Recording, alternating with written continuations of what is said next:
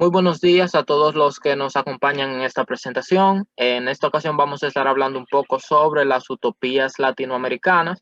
Em, Mis compañeros son Mercedes Montero y Arly Carvajal. Y sin más que agregar, vamos a comenzar inmediatamente con la utopía reformista. Entonces, durante la segunda mitad del siglo XIX, la organización política liberal se fue imponiendo en todos los países de América Latina, al tiempo también que crecían lo que eran las exportaciones de bienes primarios al mercado mundial y se modernizaba también la infraestructura económica. Entonces, este proceso es reconocido como reforma liberal y sus propulsores lo consolidaron como una realización en pro de la utopía del progreso que trataba precisamente de eso, de abrirse al progreso y educar masivamente a los ciudadanos de las nuevas repúblicas. Entonces, el presidencialismo adoptado por diferentes países derivó de lo que eran largos gobiernos autoritarios y dictaduras. Entonces, la lucha por el respeto a lo que eran las libertades electorales y la libertad de expresión se convirtieron como en el centro de los conflictos políticos, sobre todo cuando fue más evidente que la locomotora del progreso no arrastraba de manera automática lo que eran los vagones de la democracia. Entonces, mediante todas esas necesidades que se tenían, surgió lo que era una nueva utopía, que era la utopía reformista y implicaba dos aspectos. El primero era que se imponía la reforma electoral, ampliando el derecho y las garantías del sufragio, y eso se trataba del respeto a lo que eran las leyes y las constituciones. Y luego está la reforma social, que la propuesta reformista más original de esta idea de tener una educación modernizada, avanzada, comprometida con los problemas básicos que afectaban a la gran mayoría. Entonces, de ahí que la juventud que asiste a lo que es la universidad no solo se preocupe por problemas particulares y únicos, sino también problemas que afecten de manera gradual a la sociedad.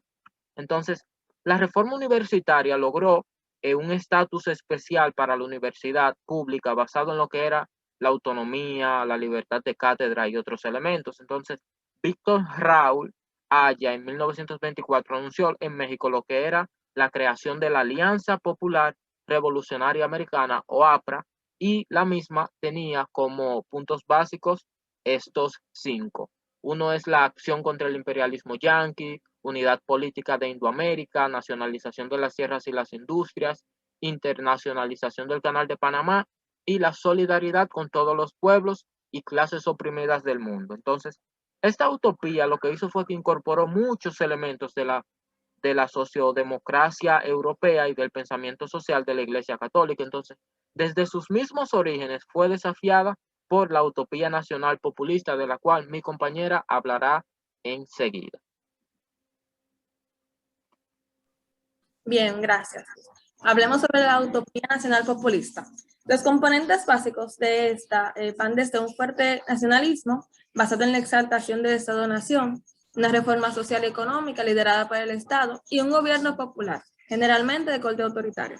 La democracia populista es un sistema o era un sistema en el cual los intereses de las élites económicas y las aspiraciones populares se articulan en forma corporativa a través de organizaciones de la sociedad civil, como los sindicatos, las cámaras patronales y la iglesia. En ciertos momentos también participaban las Fuerzas Armadas, quienes también en esta articulación corporativa eran, pero de forma relativamente autónoma, o sea, que eran independientes del poder político estatal. La Revolución Mexicana comenzó en mayo de 1911 con la caída del régimen de Porfirio Díaz y se prolongó hasta el 1940. El gobierno constitucional liberal, encabezado por Francisco Madero a partir de octubre de 1914, no llenó o no pudo llenar ese vacío de poder abierto que dejó el porfiriato, y por eso resurgieron una multitud de conflictos e insurrecciones locales y regionales muy diversas, y se rompieron las redes de poder tejidas durante la tiranía honrada. Y la sustitución por otras nuevas demoró unos 10 años, caracterizados por luchas y violencias continuas. En febrero de 1913, el general Victoriano Huerta derrocó a Madero, e intentó restaurar el orden oligárquico, pero este intento fue de corto alcance porque estalló un movimiento constitucionalista centrado en las provincias del norte, encabezado por Venustiano Carranza, Francisco Villa y Álvaro Obregón. A este también se sumó el liderado por Emiliano Zapata en Morelos, y este inició en 1911 y se focalizó profundamente en las reivindicaciones agrarias locales de campesinos comunitarios que habían perdido sus tierras durante el Porfiriato. El ejército federal era la base del poder de Huerta y este se desplomó en julio de 1914 y don Victoriano huye del país. En agosto de 1914 las fuerzas rebeldes ocuparon México y hasta 1915 se formó una guerra sin cuartel entre las diferentes facciones que trataban de imponer sus proyectos. Desde 1928 hasta 1993 fue el periodo conocido como Maximato, haciendo alusión al líder llamado por todos Jefe Máximo. Pero además de fabricar elecciones y presidentes, Calles organizó en 1929 el Partido Nacional Revolucionario, la cual fue una poderosa maquinaria institucional destinada a monopolizar el poder hasta el año 2000. Lázaro Cárdenas, uno de los generales más jóvenes entre los veteranos de la Revolución, además de un hábil político, se decidió sacudirse de la tutela de Calles.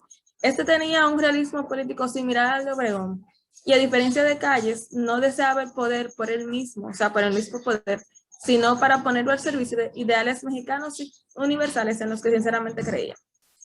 Pasemos a los postulados básicos de la doctrina peronista. La primera es la idea de conciliar el capital y el trabajo a través de la acción del Estado, organizando desde arriba las masas de trabajadores en un sindicalismo gremial. Más tarde, Perón indicó que quedarían plasmadas como derechos de los trabajadores, como salarios justos, vacaciones pagadas, jubilación, servicios médicos y hospitalarios y plan de vivienda popular. El segundo eje de la doctrina peronista es la idea de la necesidad de la industrialización y en particular de la industria pesada para la defensa y el desarrollo nacional. Y el tercero es el fuerte liderazgo carismático del propio Perón, conjugado con el verticalismo de la burocracia y la disciplina militar, un personalismo inflexible y una búsqueda ansiosa del poder. Este tercer elemento fue esencial en la configuración del peronismo como movimiento social y político. Ahora pasemos con nuestra compañera Meche. Bien, muchas gracias. Entonces hablaremos ahora acerca de la utopía comunista. Y miren, durante el siglo XIX, el anarquismo y el socialismo utópico, bueno, entiéndase por anarquismo, ese movimiento, esa doctrina política que pretende la desaparición del Estado, de sus organismos e instituciones representativas y defiende la libertad del individuo por encima de cualquier autoridad. Entonces, durante ese siglo, el siglo XIX, hubo una expansión gradual y variable. Sus portadores eran a veces inmigrantes europeos y bueno, otras veces eran jóvenes latinoamericanos inquietos que habían pues viajado al viejo mundo y convivido en experiencias libertarias y aprendizajes revolucionarios. Y cabe resaltar que a mediados del siglo XIX el progreso social era visto como algo fundamental y contaba de diferentes opciones, como la liberación de los siervos, de los judíos, de los indios y los esclavos. A estas ampliaciones de la libertad individual, súmenle utopías mucho más elaboradas y también la evolución hacia un estadio social superior. O sea, en fin, los anarquistas, representados sobre todo por Proudhon y Bakunin, dieron un paso más con la prédica de una revolución anticapitalista y antiburguesa, centrada en la destrucción del Estado. Pero bueno, todo muy bien hasta ahí. Luego llega el marxismo y el leninismo, lo que contribuyó a una ruptura en las ideas sobre la revolución social. Marx y Engels llegaron con su socialismo científico, o sea, abogando por la idea de que los factores económicos eran determinantes para la evolución histórica. Ellos indicaban que, primero, el capitalismo predominante en Inglaterra se extendería a todo el mundo, que las contradicciones internas del capitalismo llevarían a su ruina como a su superación, y que el mundo del futuro vería surgir un nuevo régimen social, denominado socialista o comunista. Y bueno, el segundo quiebre se produjo fue por Lenin, quien modificó las perspectivas de Marx y Engels en dos aspectos fundamentales. El primero se refiere al desarrollo de una concepción específica sobre el partido político revolucionario. Y el segundo, al análisis del contexto internacional a través de la teoría del imperialismo. O sea, mientras Marx y Engels se centraron en el estudio del capitalismo inglés, Lenin dedicó atención preferente a las luchas entre las grandes potencias industriales, y que total, al final ambas ideas probaron ser terriblemente eficaces. O sea, al final ninguno de los dos llegaron, sino que el partido de bolchevique se había transformado en el Partido Comunista de la Unión Soviética y la República se constituyó como el primer estado. Continuamos. Ok, ahora pasemos a la utopía autoritaria conservadora. Los regímenes en la utopía conservadora, en primer lugar, fueron justificados en términos de la amenaza comunista subversiva, la corrupción y la incapacidad de los partidos políticos y sus dirigentes. En segundo lugar, se plantearon como regímenes destinados a depurar y refundar la vida social y política, y limitando la participación democrática a través de una clara hegemonía de las Fuerzas Armadas. En tercer lugar, se propusieron modernizar la economía a través de una sostenida apertura al capital extranjero y reducieron significativamente los beneficios de los trabajadores y sectores medios derivados de políticas populistas o reformistas anteriores. Como vemos, entonces, la represión de los movimientos guerrilleros, los grupos y partidos de izquierda y los sindicatos fue la primera razón de ser de estos regímenes. La segunda fue la ambición de sustituir el juego político democrático por una articulación corporativa burocrática. Aquí las Fuerzas Armadas administraban y controlaban el poder junto con ciertos grupos empresariales y sectores selectos de la sociedad civil. Siguiente, las fuentes ideológicas de este modelo eran variadas. Incluían desde un nacionalismo católico integrista, próximo al franquismo y al fascismo italiano, hasta las doctrinas de la seguridad nacional pregonadas por los militares estadounidenses durante la Guerra Fría. Y al final, la sociedad era jerarquizada, muy desigual, organizada en torno a ideales nacionales conservadores, católicos y anticomunistas. Pasemos al siguiente. Uno de los casos más exitosos los constituyó Brasil. Lograron renovar la presidencia con sucesivos generales y mantener una parodia de Congreso. En términos económicos, el régimen fue tremendamente exitoso, y más en la década de 1970, porque logró un apreciable desarrollo industrial y de la agricultura de exportación. Fueron también un firme soporte del régimen, creando nuevos sectores medios que surgieron a consecuencia de cambios, ideas notables de la expansión de la educación. En el 1980, cuando el modelo autoritario experimentó un notable deterioro interno y se volvió profundamente impopular en términos internacionales, los militares lograron conducir una pausada transición política hasta la democracia que culminó en 1985. Siguiente. En Chile, el general Pinochet instauró una terrible dictadura personal, muy eficaz en la represión y la violencia de los derechos humanos, y exitosa en la promoción de un desarrollo económico neoliberal, que tuvo un enorme costo social, pero carente de toda salida política en un largo plazo. En el 1988 se convocados a un plebiscito. La mayoría de los chilenos votaron no al continuismo de Pinochet, y las Fuerzas Armadas entonces tomaron distancia. Esto facilitó la elección de un presidente civil opositor en 1990. Entonces, la dictadura militar en Argentina tuvo su éxito fue muy limitado y acabó siendo desplazada del poder. Pasemos con mi compañero. Bien, entonces ahora vamos a pasar un poco a lo que es la utopía neoliberal, y es que las ideas neoliberales representadas por Friedrich von Hayek y Milton Friedman siempre estuvieron presentes en lo que fue el pensamiento económico europeo y estadounidense. Entonces se dio un giro, ¿no? Un giro neoliberal con Ronald Reagan en los Estados Unidos y con Margaret Thatcher en el Reino Unido. Entonces, los principios básicos de estos eran como la reducción del Estado, limitando sobre todo los programas sociales y culturales, y también como la baja de los impuestos en beneficio de las clases pudientes. Entonces, el neoliberalismo de Reagan y Thatcher fue básicamente pragmático y logró lo que fue una recuperación económica considerable a finales de 1980. O sea, tenía un crecimiento moderado, baja inflación y bajo desempleo. Entonces, estos éxitos ayudaron a consolidar el programa neoliberal y garantizaron su prestigio en 1990. Entonces, uno de los ideólogos más originales del neoliberalismo latinoamericano es el economista Hernando de Soto.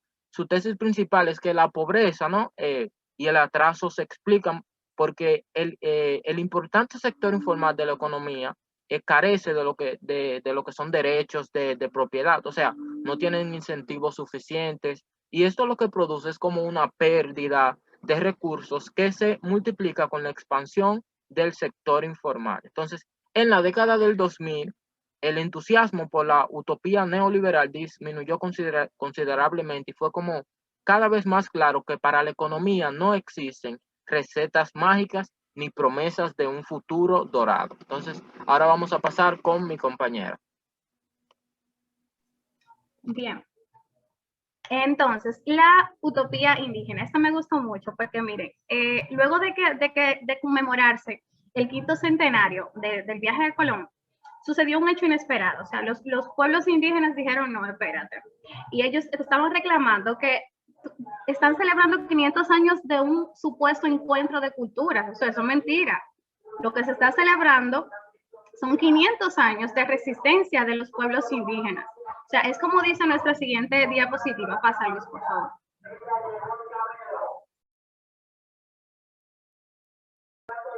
Los indígenas existen y reclaman sus derechos. O sea, en la década de 1990 comienza una movilización indígena de nuevo tipo, en la cual son nuevas tanto las metas como las formas de acción y organización del movimiento colectivo.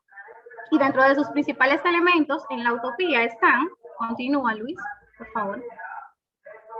Bien, dentro de sus elementos principales está la demanda del reconocimiento de los indígenas en su diferencia étnica. Para que pase la guagua. Es decir, como integrantes de un Estado multicultural y multilingüístico. También está la etnogénesis, esto es, la renovación de los grupos étnicos a través de la transformación de su identidad cultural. También está la idea de una armonía espiritual y material con la naturaleza. Y también un panindigenismo cultural absolutamente novedoso, ya que trasciende ampliamente lo que por siglos fueron identidades definidas en un ámbito rural, básicamente a local y a lo sumo regional. En definitiva, los nuevos movimientos indígenas tienden más a asumir su propio proyecto de modernización, basado ante todo en el reconocimiento de la diferencia cultural, o sea, la construcción de un Estado-nación pluriétnico o plurinacional. Es probablemente el objetivo fundamental de los movimientos indígenas. Y bueno, hasta aquí nuestra presentación. Muchas gracias.